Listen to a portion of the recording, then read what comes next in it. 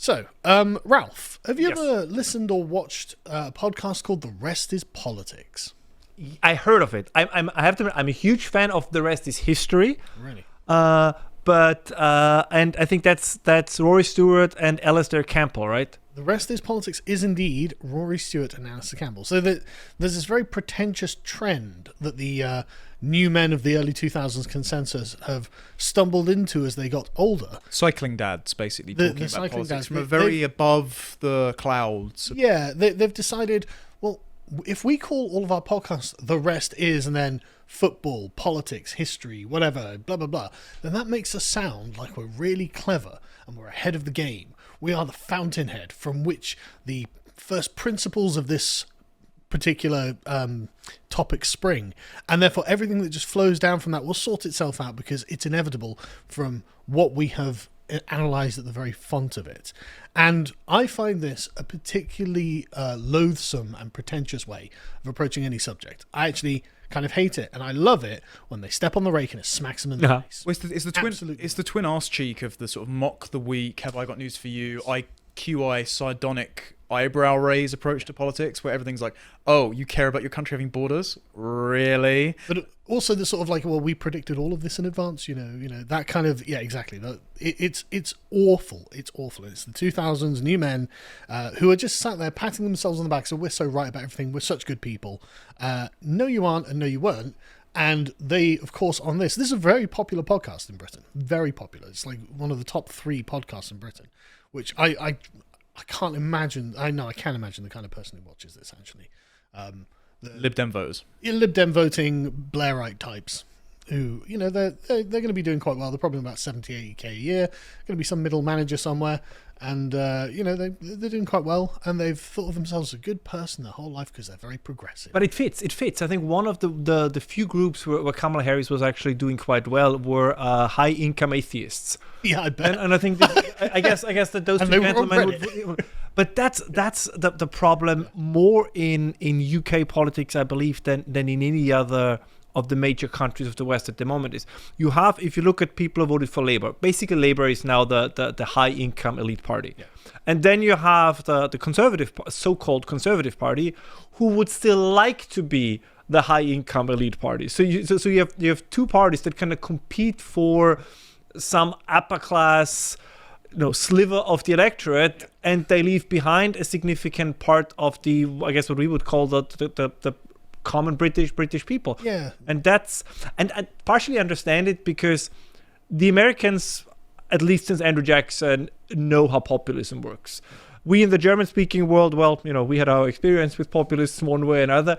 But I think, and I say this as somebody who loves the British people, but populism, it's just, this is not how the British, I would say, do things. I think I think it's shifting, but this is, I think, why the British have sometimes a harder time with it. Even with Nigel Farage, he is trying to fill the role, but then he's, but I would never do anything with the AfD in Germany or Marine Le Pen. Class issues as well. Exactly. But so basically, in the late 90s and early 2000s, Tony Blair managed to capture a large section of the population through the way that they were raised. And I was a part of this. I was growing up in this time, and I'm a product of the Tony Blair education system. So take that for what you will. But basically, I think you can summarize them as sort of single degree holding middle class aspirants, right? Their parents probably weren't middle class, but thanks to Thatcher raising lots of people out of poverty and Tony Blair being like, right, we're opening the universities, you have this cohort of people who do not have an ancestral pedigree and who are therefore on this kind of precarious position when it comes to social status. And what Tony Blair did is make middle class politics something akin to kind of a high social status position. And in the early 2000s, you had a lot of media that would reinforce this attitude. And this is where the sort of QI, mock the weak type of person comes in, where politics is just assumed to have been essentially established. And then further down the line, if you're not getting it, if you're not with the program, then you're just a moron. You deserve condescension if you haven't got the latest NPC update. Exactly. And so the sort of Love Actually types think of themselves as being being at the head of this, and then you've got the sort of mock the weak sweepers at the back just laughing at whatever falls through the cracks. Right? And this is why someone like Rory Stewart and Alistair Campbell can have a podcast together, because fundamentally neoliberals and neoconservatives don't disagree on much. No. They disagree on maybe economic means, but as soon as the Iraq War is launched, they both agree that they are the sort of liberal administrators of the end of history, and all they need to do is roll it out by leafleting campaigns and Lockheed Martin missiles to the rest of the backwaters that just don't understand it yet. Although I will leap to Rory Stewart's defence. He was against the Iraq War, whereas Alistair Campbell was literally the government's prime cheerleader of the Iraq War. But then he went to Afghanistan and tried to do the exact same thing with goat herders in the hills. Sure, but either way, the Iraq War was a complete catastrophe, and like 1 million people died. It was terrible. So the fact that Rory Stewart can just sit down with one of the architects of Britain's involvement in the Iraq War and be like, yeah, well, we're good people, aren't we? It's like, you think he's a good person? You were against this at the time. Like, why on earth can you sit opposite this guy and be like, yeah, no, it's totally fine? And Alistair Campbell is a vile person anyway. But the point is, as you said, they're both, well, as I was saying, they're both early 2000s new men. They're atheists. They are agreeing on, they agree on all of the premises of politics, and therefore they can sit themselves, we're the rest is politics. And it's very, very pretentious. And so it was glorious watching them come into this election cycle, because they were like, nope, Donald Trump had a surprise win in 2016, but Joe Biden crushed him, and the winning for the left is going to continue forever. And so you can see here Alistair Campbell, only a few days before the election, no, Elon Musk is getting more desperate as reality bites. Trump is losing, and he knows it, which is why the ex-shills and the charlatans have been told to fake the vibe, so Stop the Steal gets activated even earlier than the last time he lost. In the back of my head, all that's playing is dun dun dun dun dun dun dun. Yeah. All of the mounting is just it carries on, right? The one day to go, the Kamala sun rising to chase those Trumpian clouds away. He's a true believer at this point. Like, his entire feed is him posting about Kamala or retweeting things about Kamala. Right? But that's another. This is. I think it was somebody whom we talked about in the show previously. But this is one of the points I think where James Lindsay is right. I mean, there is this iron law of woke projection, especially with the personality cult. Right? You have it on both sides, but these, as you say, these are the supposedly smart people, right? These are the people that are supposedly not the as you would say, and we wouldn't say that, but these from the lower socioeconomic classes who tend to it's a personality cult. No, it's as you said, these people get up in the morning and say, I would never subscribe to a personality cult, and then they tweet about the Kamala sun rising. And to be quite honest, there are people who deserve our admiration. So a certain level of, if people do good things, I think a certain degree of personality cult is okay. But let's be honest, Kamala was an empty suit, and I don't mean to be disrespectful. I think he has a very good relation with his son, which is great. But Tim Walz is a moron. And Tim Walz is not nearly as likable as they thought he was. That's the next point. Yeah.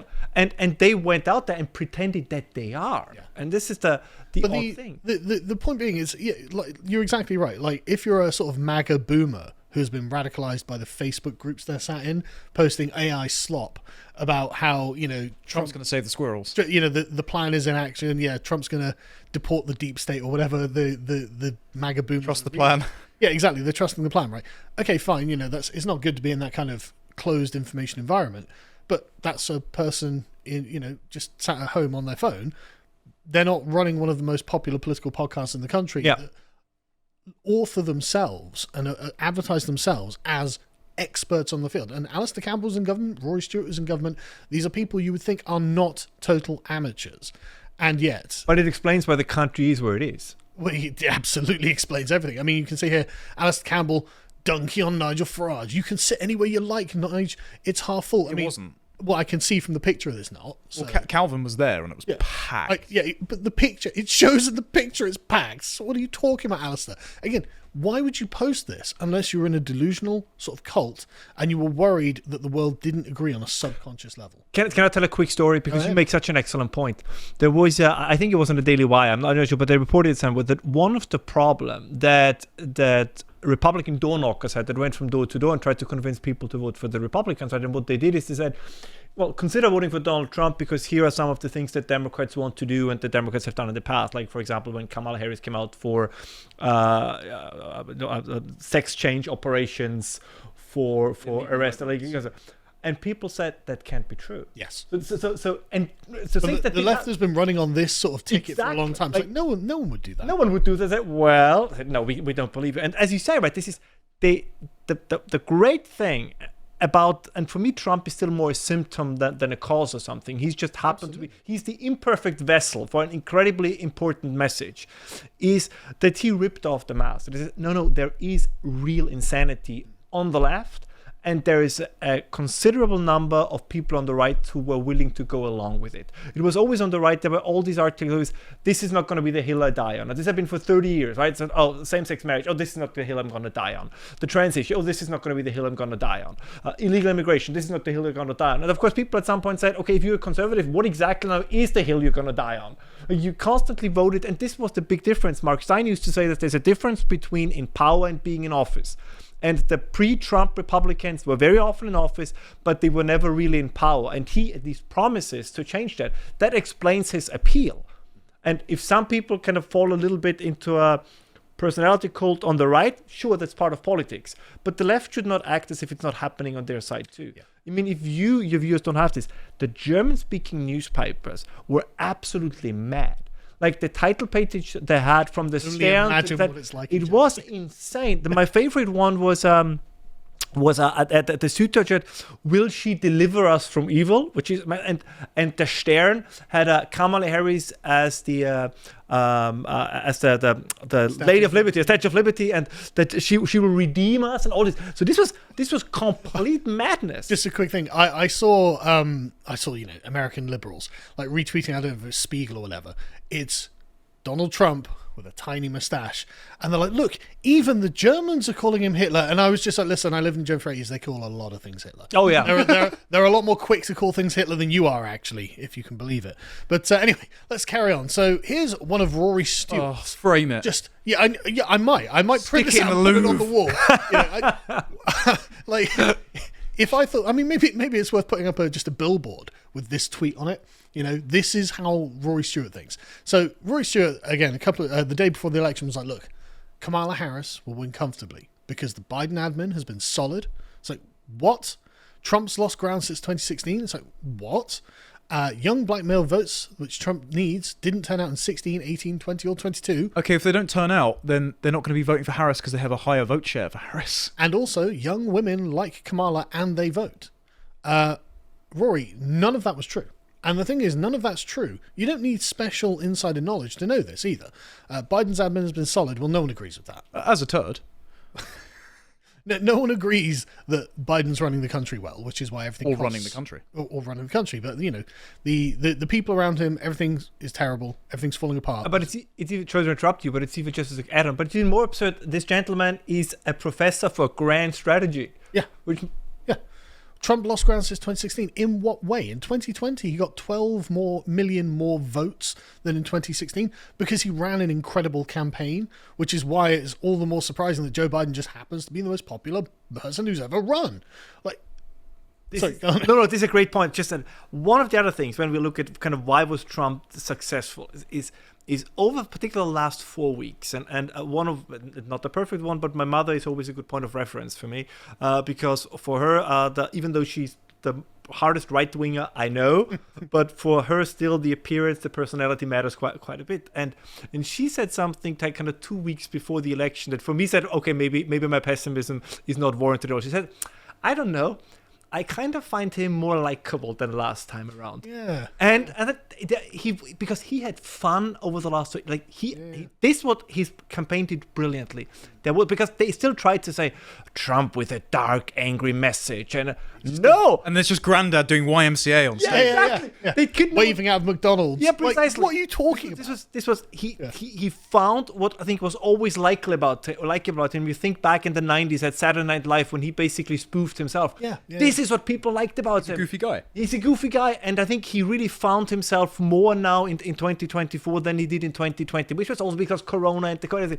And I think over the last 4 weeks, and we now have the numbers, I think this was not the only one of the reasons why independents started to break for him, because they said, wait a moment, that guy isn't so bad. And then if you take kind of the funny lean back and enjoying his campaign guy and say it's Hitler, you make it even funnier, right? Because you look at the guy standing at McDonald's and they say, "What, Hitler in the garbage truck?" Yeah, exactly. Sorry, what are you talking about? Yeah, Like precisely. Trump's campaign towards the end was just felt nostalgic. Yes, You know, it just felt nice, and it was, and I see this as not an American watching it, thinking, yeah, that would be a better America to live in, wouldn't it? Precisely. You know? And I can only imagine how Americans all across the country were like, oh yeah, the question is, and then you've got Kamala hectoring people on a stage. It's like, yeah, no, and Barack Obama even worse. Yeah, like yeah. the Black wagging man. of the finger. And this is what they don't understand. Like this kind of this. If you try to blackmail or what browbeat, that's the word I was looking for. Exactly. People into voting for or against someone, it's not working. Like nobody likes that. And yeah. So sorry to carry on, but we're sorry on time. So in response to this, his echo chamber chimed in. I suspect by next week there could be a lot of excuse making as people all start to chorus. Of course, the campaign with a solid ground game and increased support among young women won, just as they did in 2022. And of course, Rory's like, yes, of course, this is how it is. That's true. Trump did have a great ground game and increasing support among young women. And Rory even put a sizable bet on this. Now, we don't know how much, because apparently he was going to put on 100k, but apparently he wasn't allowed to bet that amount. So I think the maximum is about 40,000. Right, so Rory has lost a significant amount of money on this. Womp womp. Yeah, terrible. This is why I'm not a betting man, by the way. And so you can see he's very committed to his own frame. And then the election happened, and they were left with a huge amount of egg on their face. Now, one thing that Alistair... Post-truth politics. Oh, I can't swear on this podcast. You lied us into Iraq. How you can even... Hang on. No, I have to be specific about this. Alistair didn't lie us into Iraq. What he was is a WMD conspiracy theorist. Okay. He had one piece of information that he didn't verify and was told by Tony Blair, no, we're going to push ourselves into the Iraq war, and Alistair was the prime cheerleader for it. So he is essentially the sort of WMD QAnon believer. He didn't lie. He was just delusional. Understood. As I said, Rory Stewart was completely against it. Don't know why he's fine with Alistair. But you can see the usual... I mean, you don't even need to hear what he's saying to look at the demeanour that he's putting on as he's in the cuck chair in the hotel. Just... How could it have been known? Look how humbled I've been by this. Because Alistair is in this. We don't have time to play it, but it's just pretending like this couldn't have been predicted in advance. It's like Alistair, any political commentator worth their salt was looking at the polls and going, wow, Donald Trump's like neck and neck with Kamala Harris in the polls. Now, I, as a political commentator, have seen other polls in the past. And I know that when Donald Trump is not massively down in the polls, that means Donald Trump is up in the polls, because I know that you're undersampling his supporters and the actual substance of his base. And yet, for some reason, when it was neck and neck in all the swing states, we're always like, oh, this is Kamala landslide. No, you're delusional. You are delusional. What are you talking about? This is completely predictable, and you were completely wrong, but you were so convinced of it. It's not that it couldn't be seen coming, it's that you didn't want to see it coming. And then you had Rory Stewart, again, on the night, which was just great. Again, you don't need to hear what they're saying. You can just see their expressions. Didn't in this clip he say, well, if she had won, I would have been right? We will play it, yeah, because actually it is just so bad that anyone would say she would win comfortably. I thought it would be over quite quickly. We've got the sound there, despite the polls Samson? showing 50-50. Why? Well, okay, we can't hear it, but yes, he literally says technical arguments about young African American voters and how they would turn out, her ground game, the money, the performance. I'll start that again from the beginning. The framing is perfect. And I believe she would win comfortably. I thought it would be over quite quickly. Despite the polls showing 50-50. Why? Well, I can repeat my arguments. They were technical arguments about young African American voters and how they would turn out, her ground game, the money, the performance of Biden's administration. It's all turned out to be wrong, completely wrong. I don't think, though, that I was fundamentally wrong because I'm patronizing towards people. I never felt that. I never felt that as a politician in Britain. I didn't feel I was patronizing towards my Brexit voting constituents. I think I was wrong because I'm an optimist. And I hate the idea of being right pessimistically. I think you can be a false prophet and right. You can align yourself with the worst instincts of humanity. You can be a false prophet and be right. Rory Stewart, professional political analyst. But notice the latent blank slateism in there. It's that I was wrong because I was misguided by my fundamental belief in the intrinsic goodness of humanity. Exactly. And this divisive populist, Donald Trump, cast a sufficient spell over the minds of absolutely everyone, and they voted against their best interest, which was sex change surgeries for illegal immigrants. Yeah. And the clip you're thinking of is this particular one, actually. Ah, yes. But again, I'm not patronizing. I just think that you can be a false prophet, as in he was telling lies, and still be right. And it's like, okay, well, we've got different definitions of false then, right? You're appealing to some abstract moral standard that you've decided a priori is the correct thing. And if bad people win, and he literally says the bad people have won, it's like, Rory, you're a liar. You are lying to yourself, you're lying to your audience, and you've been keeping yourself in this cult mentality in order to make sure that you didn't have like this emotional bubble around your heart pop. That's what this is. This was entirely self-serving on your part, and you've lost 40 grand for it, and your credibility is absolute tatters. Like, you did this to yourself for some reason. This is just amazing. As Dominic said earlier, it does look like women have not turned out in the same numbers as expected for her. No, it's completely fascinating. I mean, and of course, when a result happens, you rewrite history. If she was currently winning, we'd have a very good answer for why she was winning. Abortion would be... If things were as I'd made them up in my head, we'd be right, says Rory Stewart, professional political analyst. Like that even if they gave, and he gives this answer, well, what about abortion? What about healthcare? What about, even if all of these things turned out to be true, they would only be accidental because Rory is not speaking from knowledge of the circumstances.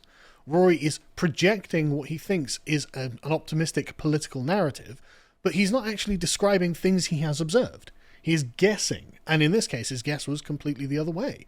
But I drew Trump as the soy jack and Kamala as the Chad. I argue with all these chuds in the shower. Why have we not? If things were as they made them up in my head, we'd have a very good answer as to why she's winning. Amazing. He then goes on and like he has to go around doing a media tour, basically admitting, yeah, I was completely wrong. I'd become invested in a story. Which is code for I'd become invested in the fiction that I had made up about what was happening in a country I don't live in. The excrement liberal commentariat circuit is just the worst thing to happen to Britain. Like Times Radio, LBC, Rest is Politics, news agent. If these idiots were not being bankrolled by large investors, they would not be able to have a career. No, absolutely not. If they couldn't afford national advertising, they would have nothing. But he says, I was completely wrong. Obviously, I'm guilty of massive wishful thinking. It's because you spent your time, and he spends his time in this clip moralizing like a left-wing preacher. He's like, well, I'm good. I'm a good person. Donald Trump is, quote, an extremely unpleasant fascist. Rory. He's not a fascist. It's obviously. If you had read any political theory, you would know that's the case. Yeah. Genuinely embarrassing. And you had people replying to Winston Marshall here, well, hang on a second, Rory Stewart stuck his neck out and made a bold prediction. Good for him, he got it wrong, hardly the end of the world. Well, hang on a second. If Rory Stewart was a Facebook MAGA boomer who was like, blah, blah, blah, yeah, it wouldn't be a big deal because that's not their job to make informed political commentary, but it is. I've noticed this guy's bio. Author of The Fate of Abraham, Why the West is Wrong About Islam. Yeah. Excuse me if I don't take your judgment as gospel on anything. Yeah, but that's the point, isn't it? You and the thing is, okay, fair enough. He made a wrong projection, but he runs a podcast called The Rest is Politics. He runs a podcast that situates itself as the most informed podcast, and everything flows from it. You've taken on this unbelievable conceit. And it's all just blown up in your face. Your reputation for understanding the political environment, at least in America, is completely shredded. Rory Stewart does not understand. And it's not even that, he called the wrong state. There were a couple of wrong states that he called, but generally he was in the right direction or something like that. No, it was, there's going to be a Kamala landslide versus the Trump landslide, and complete control of all of the sections, all of the hierarchies of the United States that Trump now has. Rory was not just wrong. He wasn't just a little bit wrong. He wasn't just quite wrong. It was the complete polar opposite of what he predicted. And all he can come out and say is, well, I just thought it'd feel nice if I said it. Sorry, Rory, you aren't an analyst. You have no credibility in this regard. Absolutely none. And so, yeah, it was just people, again, the sort of shitlib commentariat. Chief political commentator on the Sunday Times replies, well, yeah, I mean, a lot of us did not go far enough in 2016 and got the referendum wrong. I tried to sit in focus groups to hear from people with very different lives. Bluntly, I don't think enough hacks do this. It amazes me how little journalists understand their own country. Sitting in focus groups isn't enough either. You've got to go and live among the people to understand them. Again, the mindset, and Tim here is not by far the worst, by the most guilty of all of this, obviously. And, he is on the right side of, well, maybe we should be listening to the people who actually vote. But focus groups are not enough. Like, you need to actually get out. And just saying, a lot of the Republicans actually don't live in DC. A lot of the Republicans actually live amongst people in the country, and lo and behold, they're winning. Anyway, I guess we'll leave that there. Just to summarize, Rory Stewart and Alistair Campbell know nothing about American politics, which is why they're currently sobbing into their soy lattes, and we're taking a victory lap. If you would like to watch the full uncut version that is also uncensored, head on over to lotuseaters.com to find out more.